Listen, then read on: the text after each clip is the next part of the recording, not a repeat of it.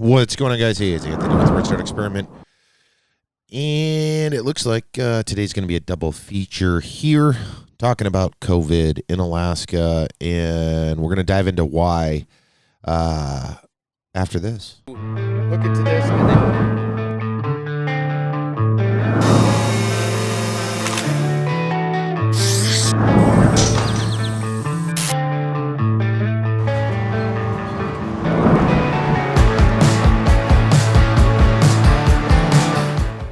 all right, guys, so I appreciate you guys checking us out. Again, I'm Anthony. This is the Rent Start Experiment. We are here in Alaska. If you guys missed it, and here is the reason why I'm doing a double feature today, was a short time ago for me. It'll probably be a few hours for you guys if you haven't seen it.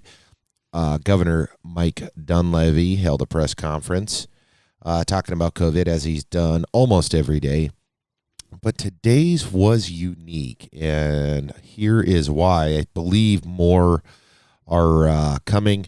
So we are at a confirmed 12 total. Earlier in my video, it was 9. I had a feeling that, or believed that we went up some. So the increase was 2 more cases in Fairbanks, Alaska, 1 in Ketchikan. So Southeast seems to have quite a few, and then Fairbanks as well. And that's current to date, so that is the afternoon of March 20th. So back to the reason why. Hopefully this video will be a little bit shorter than my earlier video. Governor Dunleavy discussed his Alaska stimulus plan. So get onto Facebook, go to MikeDunleavy.com. This, for me, is probably one of the best press releases to date, simply because it was structured. He discussed his points, and then we moved on. It wasn't have someone else talk about the same thing that's already been talked about 10 times. So I appreciate that, and I'm sure you guys did as well. I'm pulling my phone out because I wanted to talk about or look at some of the comments. Maybe I won't do that. Anyways, part of his stimulus package is to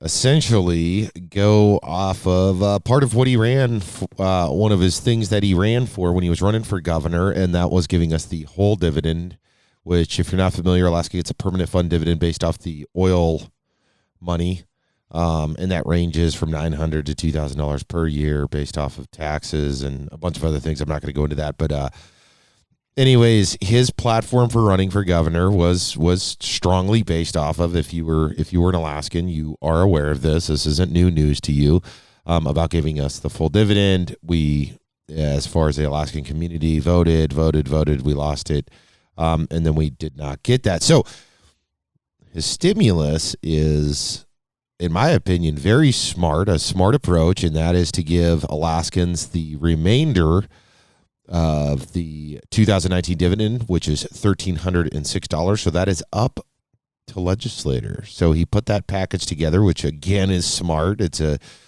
obviously a significant stimulus if we can manage that appropriately, and our legislator agrees to it. So that's $1,306 per resident. I'm assuming that was a resident for 2019. And now some of the comments that I saw on there, on the live feed on Facebook, discussing Dunleavy's press release, was, don't garnish the dividend, don't garnish my dividend is garnished.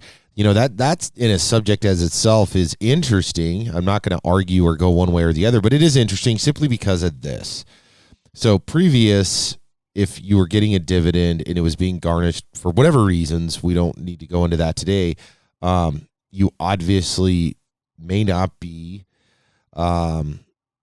available. You may not get these funds that are going to be released in this emergency situation. So how that is addressed is interesting. It'll be interesting to see. Yeah, stuff is difficult. So after watching that, and then he also did announce loans through your local credit unions and banks running on, if you're a small business owner, then they will be running the SBA rates, which I believe right now are at an all-time low. So if you are looking for a small business loan, those rates are way down, and they're going to start giving those out immediately. And then I believe they're doing personal loans too to help people through this financial crisis. Because if you break down the financial part of this. And I thought about it. I'm fortunate enough to be able to work from home. I know a lot of people that are, but then I know the opposite in many variations of that. Now, you've got people that are fortunate that can work from home. So their income may or may not be, depending on the hours worked, so forth and so on, may not be ultimately affected. And then there's locations, restaurants, movie theaters, gyms, so forth and so on, to where those people are no longer employed and they're at home.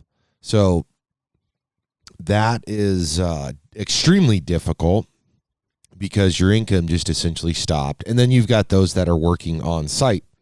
This is such an interesting kind of paradigm because everybody is faced with a couple of the same things. One, I spoke about this earlier in my video, and that is if you can find products, like I said, I was at the store yesterday just to grab a handful of things I needed for the next couple of days, and hopefully I don't have to go back out. So I purchased goods that I normally wouldn't purchase that were high dollar goods because it's all that was there. So it was that or nothing. And to be honest, I mean, I got 3 bags of groceries at about $170. And granted, these weren't full bags of meat. In fact, the only meat that I bought was ground pork for some food I'm going to prepare. But I'm looking at this, I'm like, holy cow, it was either do or don't in those situations.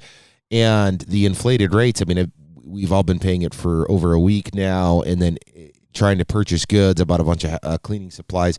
So everybody's impacted, employed, not employed, working at home or not, by that. Now, obviously, if you don't have funds coming in, then how are you going to pay your mortgage? What are you going to do there?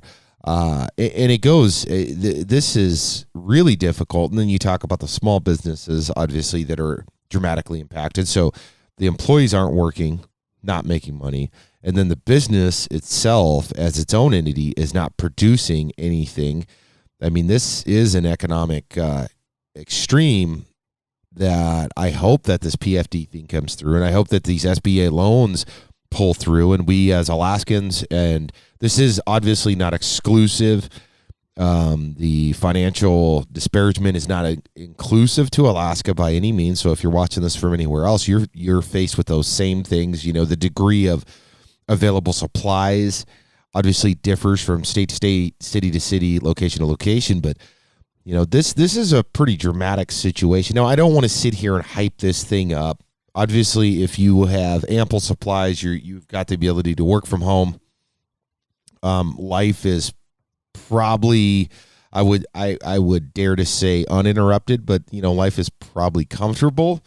Now, if you're dealing with any kind of extreme situations that coincide with the COVID-19, then there's several layers of added stress to what you may be doing daily, and that in itself is difficult. So, moving to the people that are working, I said this several times.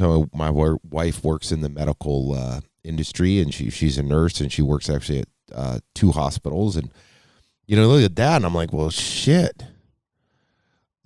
These folks, my wife included, and many, many, many others, are exposed to God knows what. They're still,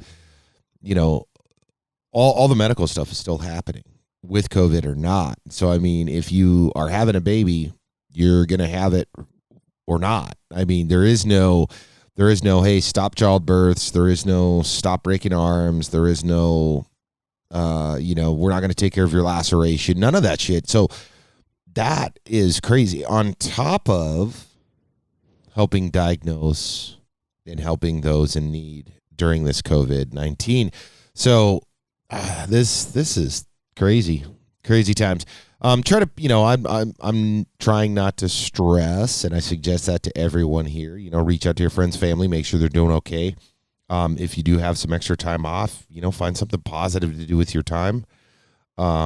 Stay away from each other, and we'll just kind of wrap it there. And I'm looking at my timer here on my video, and I'm running way over. So what do you guys think of the permanent fund? Again, that's from the 2019 fund, so you should still get your 2020 fund, of course. The SBAs and much, much more to come. double video drop, guys. So it's super important that if you do watch this video, please give it a big thumbs up. It means a lot to me personally.